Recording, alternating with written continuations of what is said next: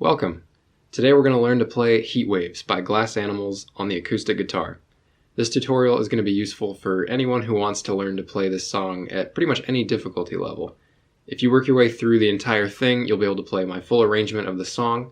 You'll probably need to reference my original performance video while you're practicing, especially if you want to play my full advanced version, so I've linked that in the description below. If you want a full PDF copy of the tabs to reference, those are available for purchase on musicnotes.com. That is also linked below. This will be helpful if you want to practice the song on your own without having to scroll through this video endlessly to see each line of the tabs one at a time.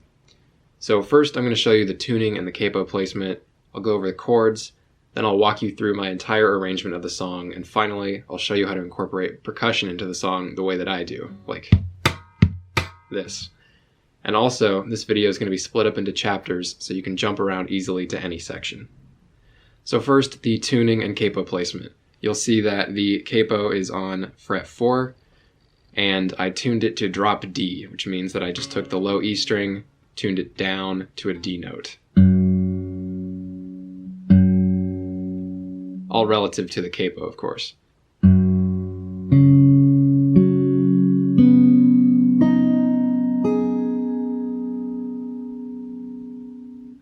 So first I'm going to show you just the chords. This will work great if you want to sing along with the song or if you're accompanying someone else who's singing. And also I can't stress enough how useful it is to have the chords memorized before you start learning the advanced fingerstyle version of the song. It will make it twice as easy to learn and memorize, I promise.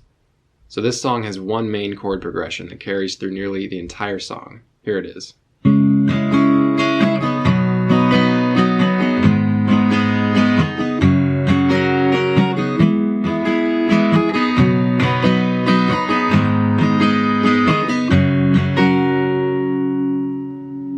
So I'm just using a very common strum pattern here, the down, down, up, down, down, up, down, and so on. But you can do it however you like best.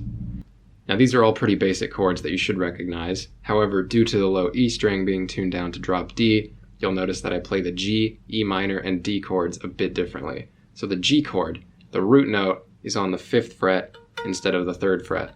And I'm using my ring finger to mute the A string when I strum it. Then the E minor chord, which in drop D tuning requires us to bar the bottom 3 strings. You can also play the chord like this, or like this, but I prefer to bar it. Lastly, the D chord. The voicing doesn't change at all in this case, but because we're in drop D, we're able to use the 6th string as our root note, and strum through all 6 strings. This gives the chord a richer, more interesting sound, which is why I chose to do it this way. Alright, so these chords will take you through nearly the entire song, with the exception of verse 2 and the bridge. So verse 2 is played like this.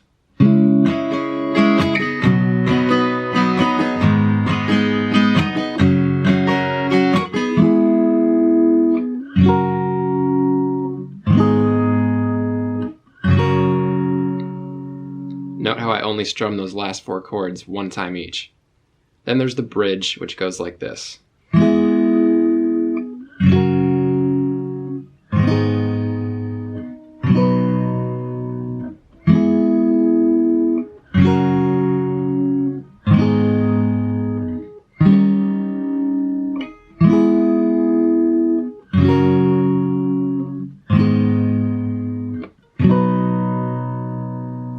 And again, I'm only strumming these chords one time each. And note that the bridge features the one and only appearance of this sort of a B7 chord. Or to fill it out all the way, put your pinky down on the top E string. And then we're back to the main chord progression right up until the end. Okay, now I'm going to walk you through my arrangement one section at a time. I'll play through each section slowly with the tabs listed here, and then I'll go through it and kind of explain what I'm doing.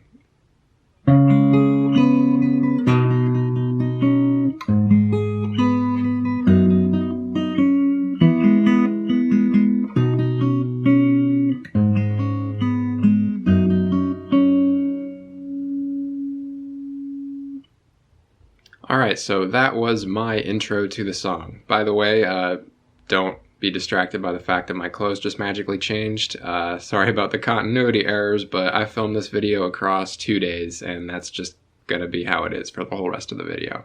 So at the beginning of the song, there's this kind of false start where pieces of the song are just playing very quietly and Dave is kind of riffing in the background. It's about the first 15 seconds of the song.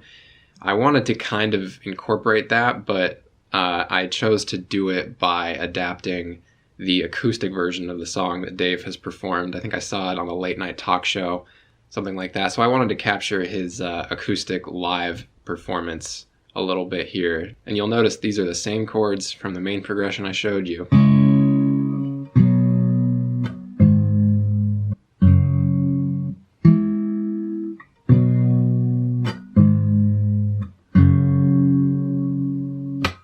So here's how the melody of this part sounds by itself.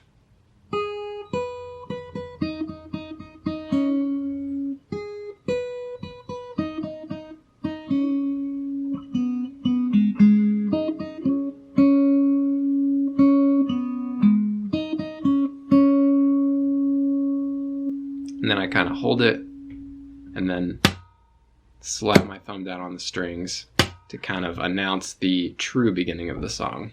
And then we move on to the main riff. So this riff is again entirely based off of these chord shapes I already showed you.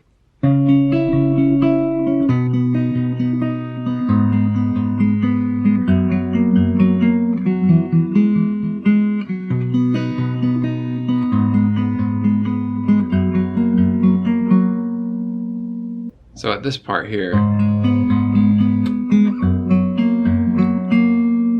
instead of playing this ring finger note again, this is the same note as the open D string. So to make the transition from this D chord to the C chord a little easier, a little more natural, I do it like this, to free my hand up to move down to the C chord. Just makes it a little simpler.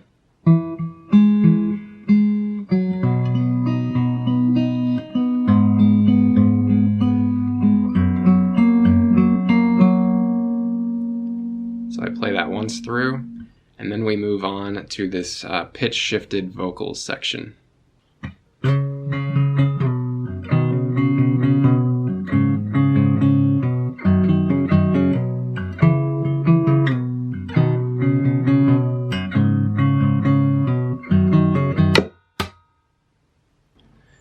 So this part was a little tricky for me to arrange actually, because the bass notes are so close to the melody notes I'm playing. So I had to kind of cheat a little bit to make this work, because in this case the bass note for the A minor is also the melody note I'm trying to hit. I had to use the lowest string on the 7th fret and kind of alternate between the two to make this part work.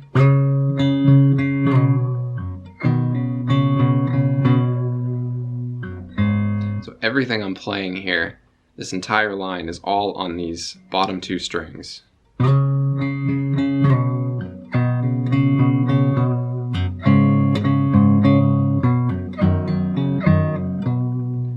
then it gets even weirder with the C chord, because the bass note is up here, but the melody note is still down here.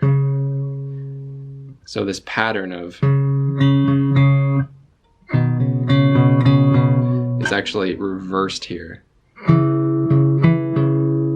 And it's kind of a difficult shape to make with your fingers without accidentally muting the strings you need to play. So you gotta do this very carefully.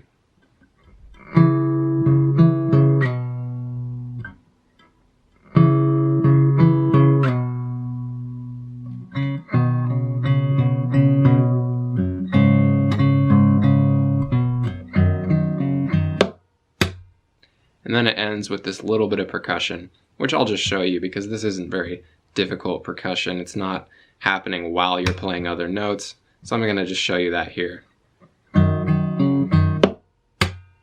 So it's just 2 thumb slaps, one up here on the wood of the guitar, and then one here on the strings. That's kind of how it sounds in the original song, so I kind of tried to recreate that. and then we jump into the chorus.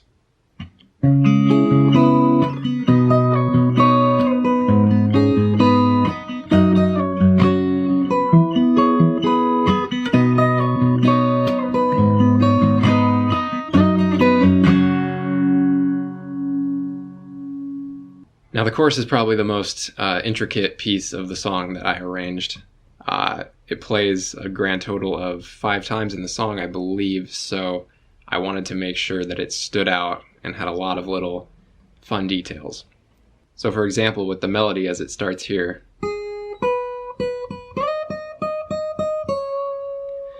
you can kind of hear in the song Dave harmonizing with himself. So the melody starts like, but you can also hear. So at the beginning I tried to incorporate both. So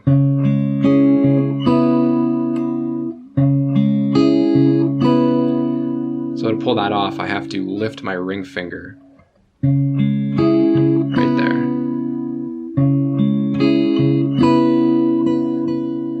And it creates that nice little harmony.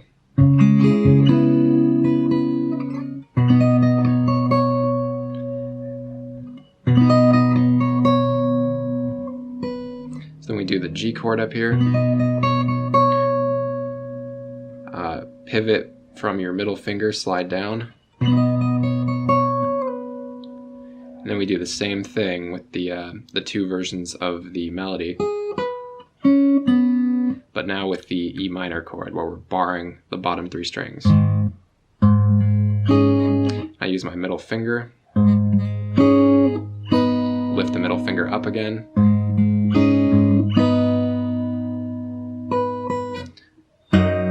then to the D note, and again I'm using the same note at different octaves.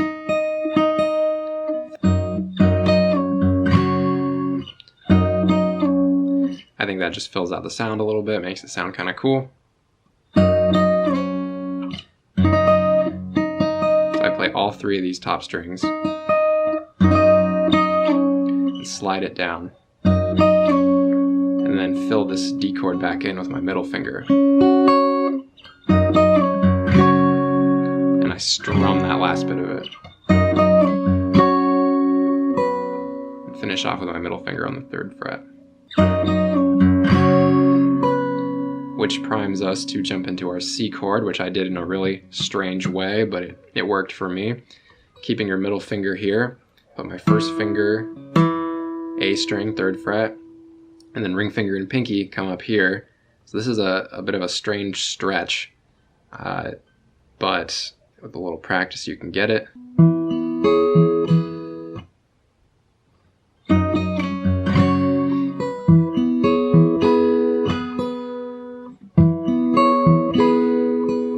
And then back to the G, slide down, keep that middle finger where it was, and then back to that D chord where I use the same melody note on 2 octaves, except this time I slide up into it. So this part is very tricky. So you slide up, then you gotta come down here with your middle finger really fast onto the 3rd fret.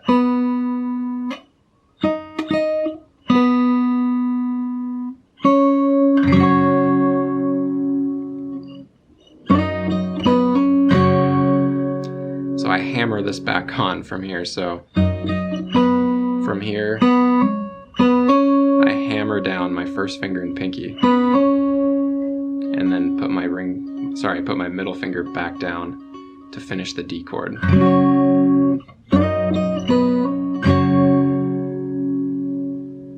And that's the end of the chorus. Moving on to the A verse.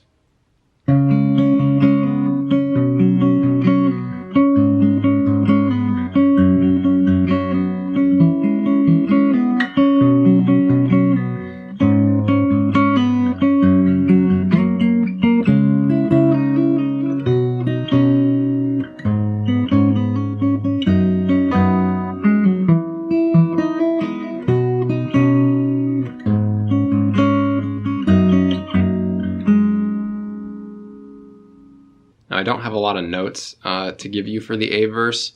As fingerstyle arrangements go, this part is not super complicated. If you've gotten the other parts so far and you've gotten a sense of the rhythm I use, then you can kind of fill this in yourself. Most of this is just a very repetitive little melody.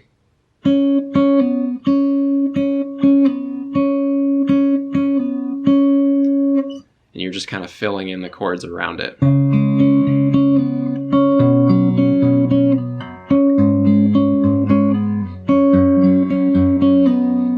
you get to this D chord, I slide into it with my ring finger and middle finger.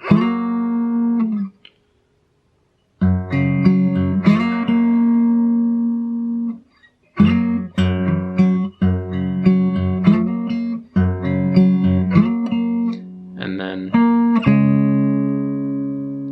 transition that way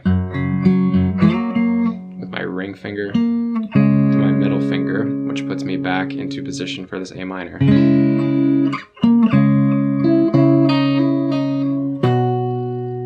So for that part, I slide into it again. Slide my first finger and my ring finger down to catch the G. And this stretch might be a little difficult for some of you. So what you can also do is just change your hand shape here. Switch it to your pinky from your ring finger to make this shape.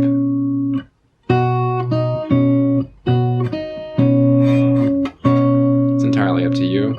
I'm able to do the stretch, so I found it easier to do it this way.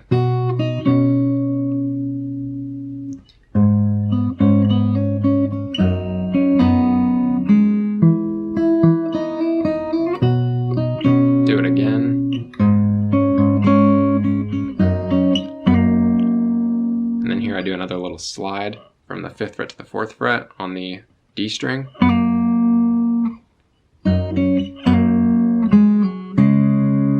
And that takes us back to the chorus one more time. And after that, we're in the B verse.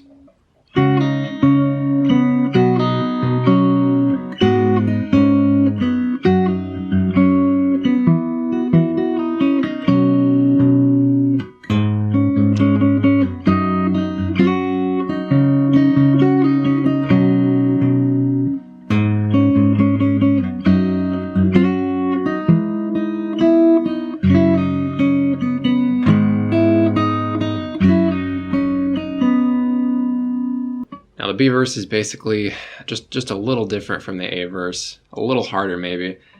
And once again we're doing that same stretch here with the G chord, which again you can do with your pinky as well. Whichever is easier for you.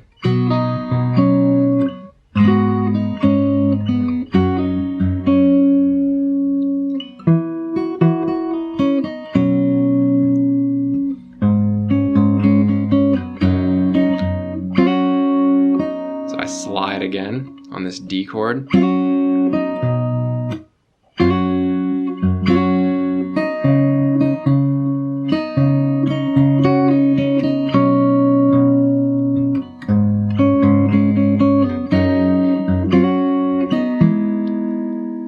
on this last bit, each bass note only gets played once.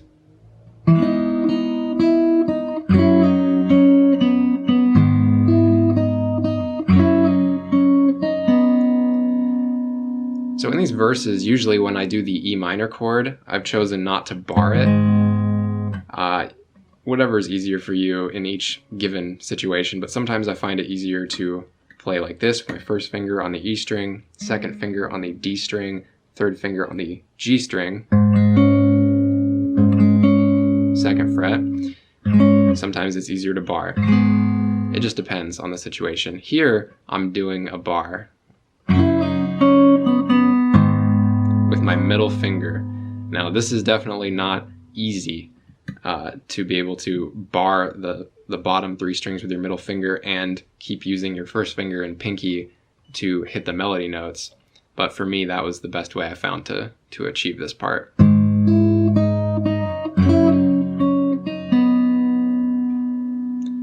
And that's it for the B verse. So once again, you go back to the chorus, and then you're at the bridge.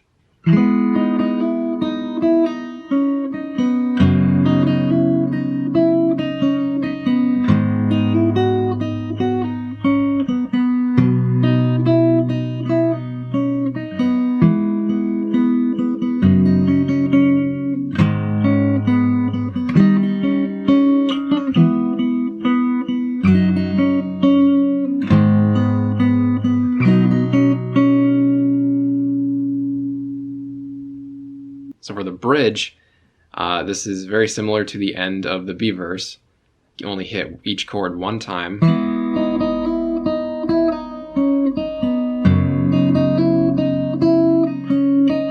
And once again, I'm using my middle finger to bar the bottom 3 strings on the 2nd fret for the E minor chord.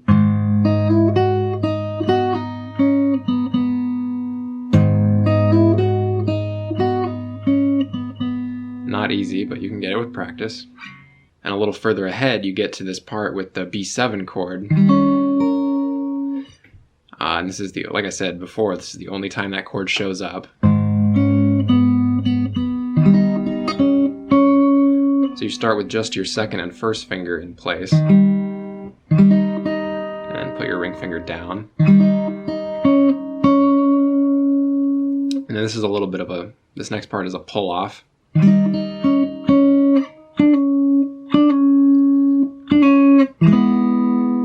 You have to do this very quickly.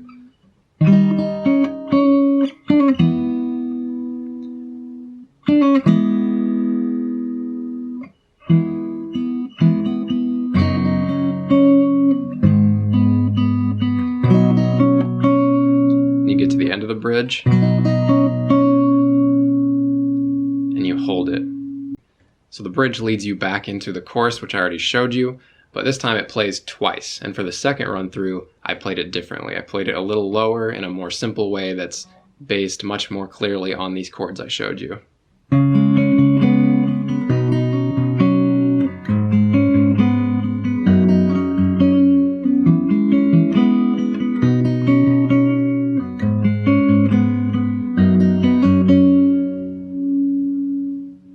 So if you've already learned the verses, this probably won't be that challenging because it's all very similar to what you've been doing up to this point.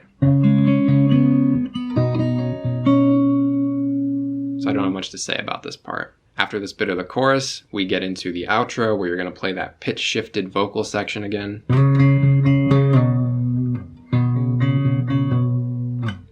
And after that, we get to a different version of the main riff that I showed you earlier. This one is not based on these easy chords. It's a lot more challenging actually, so let's go through it.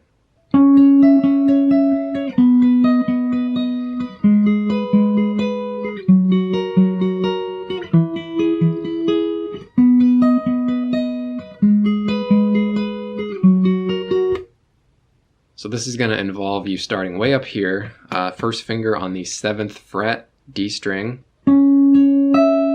pinky on the 10th fret, B string, and then middle finger on the 8th fret, high E string. And you slide it down 2 frets. And then instead of using your middle finger, use your ring finger on the next fret over. This is kind of a difficult transition.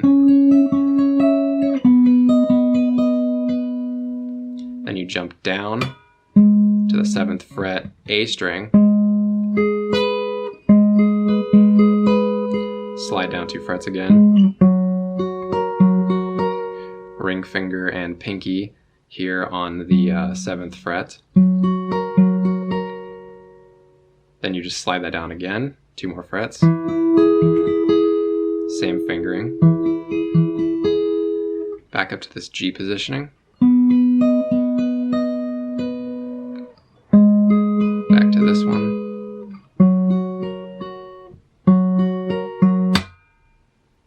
You cut it off a little short. And little slap, which takes us to the final little outro piece.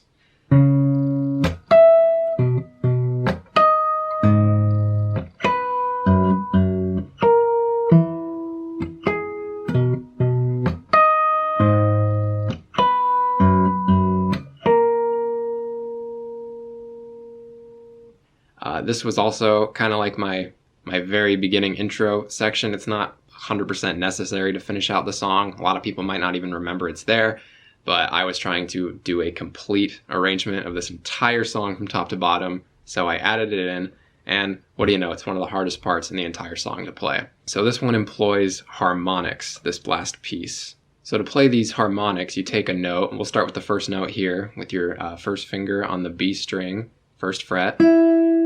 And then you find that same spot exactly 12 frets higher. So 1, 2, 3, 4, 5, 6, 7, 8, 9, 10, 11, 12. You're going to take that, remember where that is, put your finger back where it was before, and basically you have to use your right hand, you have to lay the pad of your finger on that fret, not in the middle of the fret, but on the actual fret here, not in between the two, on the line. You have to lay the pad of your finger on it, and then you have to use your ring finger to pluck the string while holding your first finger on your right hand on that fret. And then, so the timing of this is very tricky. The harmonics, I mean, this is something that you should look up a dedicated tutorial for if you don't know how to do it already. But basically, you pluck the string with your ring finger and then release your pointer finger at almost the same time.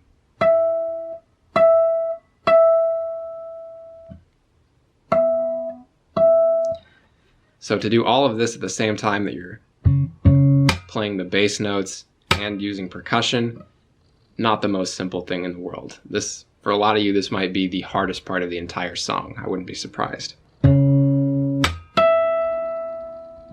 So once you've mastered that part, you've pretty much got the entire song. The only thing I've left to talk about is the way that I do percussion throughout this song. So my basic percussion pattern with this song is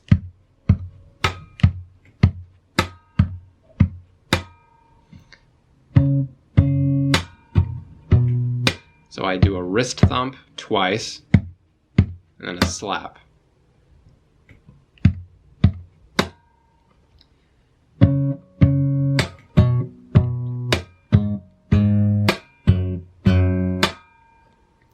And I keep that going through pretty much the entire arrangement, whichever part I'm playing.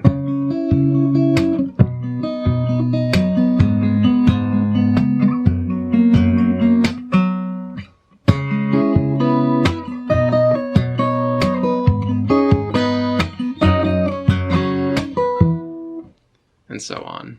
In fact, the only time that changes is in that last little outro with the harmonics that I showed you, where it goes like this.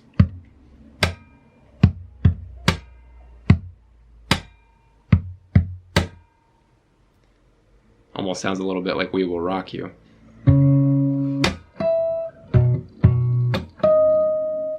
Yeah, so to practice the percussion, I would recommend just practicing the pattern I showed you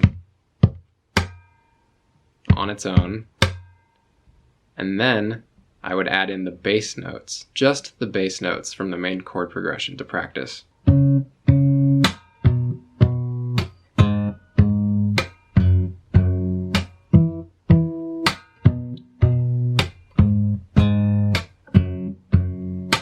That will help you get a sense of the rhythm, and once you've mastered that, it'll be a lot easier to start applying it to the more complicated sections.